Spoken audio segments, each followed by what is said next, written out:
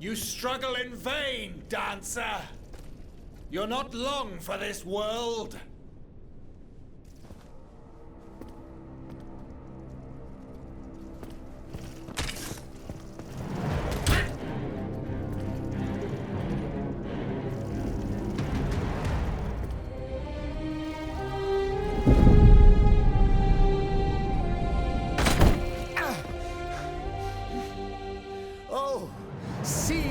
The Aegis turns against its master.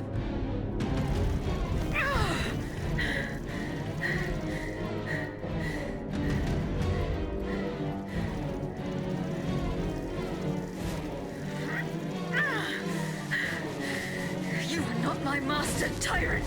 You never were! I am quite happy to concede this point, but what about the Count? Have you forgotten that he gave you life and whispered the order that animates you? Look how he runs, the coward! Do you understand what he has in mind? La pauvre enfant, sleeping so sweetly, she won't be dreaming for long now! Passons! Athenias!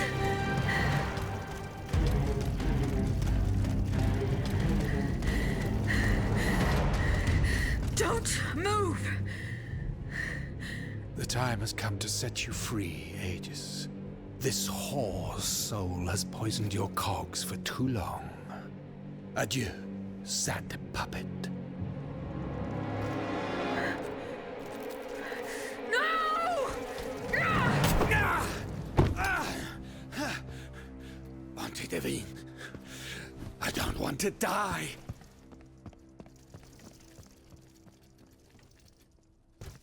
Athenias.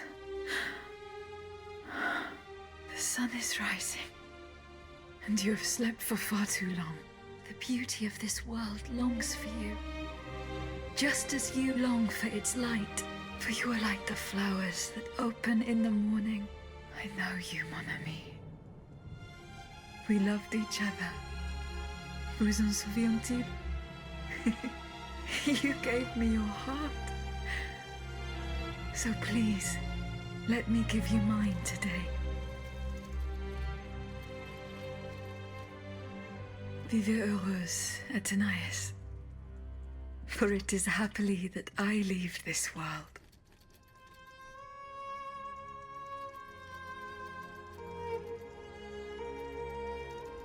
This way, monsieur.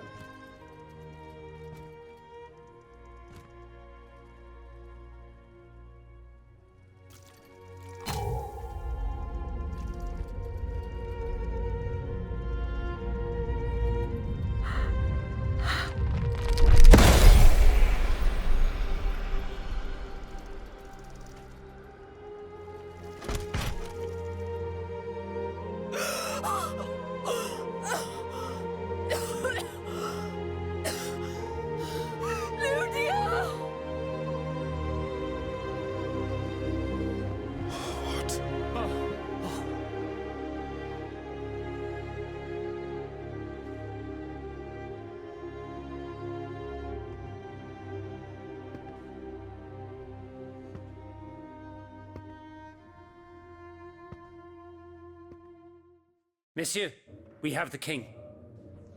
It is now up to us to wield his scepter.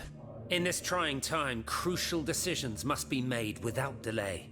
First and foremost, we must take back Paris. And how do we do that, mon Dieu? There are automats everywhere, and they are constantly regenerated by their crimes. My strategy is the only viable solution. Monsieur Laclos' cannonballs filled with vitriol. And where will we find the means to carry out your plan? The city of Versailles is full of ateliers and shops. Moreover, as far as we have been able to see, the king's army has barely been deployed there. And it will not be too risky to look around. Very well. Now, regaining control of Paris depends on our combined efforts. Mais ensuite, once peace has been restored, what of the kingdom? This is indeed a crucial issue. Leaving the nation without a government would expose it to the greatest danger. Worse, it would condemn it to civil war. Eh bien quoi, monsieur? Can you not govern together? Unfortunately, The disagreements that divide our assembly run far too deep. That which we can agree is that we have been given a chance to choose the person who shall succeed the tyrant. I claim this honor. Excuse me? For what reason, je vous prie? Enfin, simply consider the arguments for it. Speak, Monsieur le Marquis. You have our full attention. To begin with, I rescued the Dauphin from his father's clutches and ensured the dynasty's stability. The child will reign as Henri V. We will appoint someone with great wisdom to act as regent until he comes of age. Fie. The people do not need a crowned puppet. Yes, they do. Now more than ever before. Once the Assembly has adopted a constitution, the people will welcome a sovereign who will protect it. A king and a constitution, like oil and water. Go on, Monsieur le Marquis. Monsieur, I rest my case. Very well. Monsieur, we must now make our decision. May each of us respect this decision, and set aside our personal interests for the sake of peace and the common good. Who among you approves the appointment of the Marquis de Lafayette?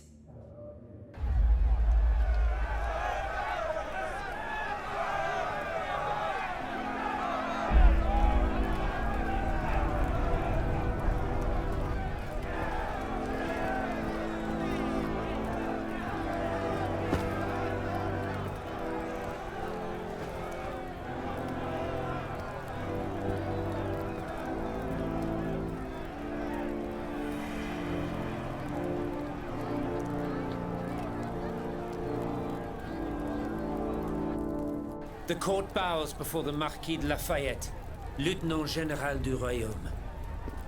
Louis de Bourbon, former King of France, in the name of King Henri, fifth of his name, in light of the innumerable crimes of which you have been found guilty, this extraordinary royal court sentences you to the ultimate atonement. The sentence will be carried out on the hour. In its great mercy, the court will now hear your last words.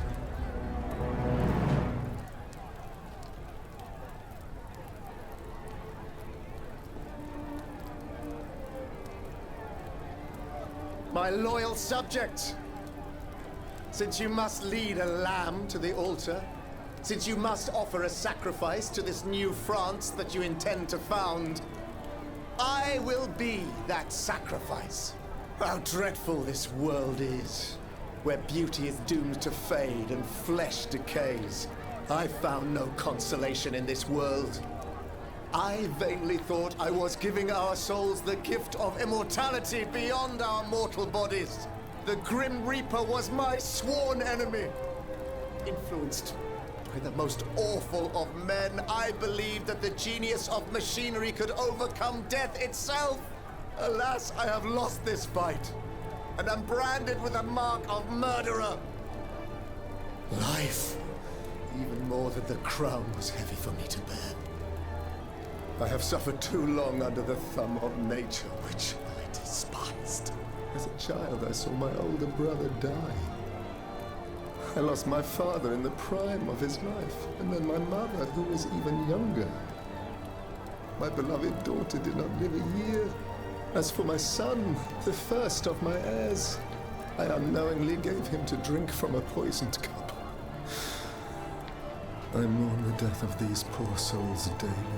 My death will not unite us, of this I am certain.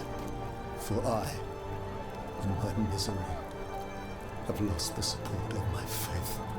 So, executioner, lay me down on this board, Vertu. I will sleep now. Sleep at last, and not to dream.